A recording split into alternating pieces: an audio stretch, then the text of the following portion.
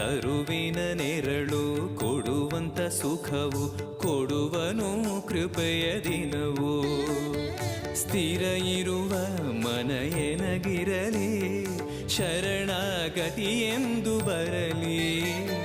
ಭಗವಂತನ ಪ್ರಿಯ ಮಗನಿವನ ಸಾರಿ ಬದುಕು ಇರಲಿ.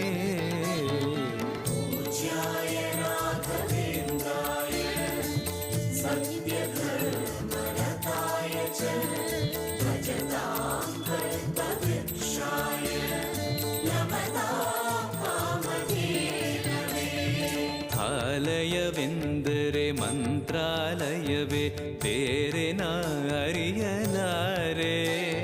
ರಾಜನು ಎಂದರೆ ಶ್ರೀ ಗುರು ರಾಜನೇ ಮತ್ತು ನಾ ತಿಳಿಯಲಾರೆ.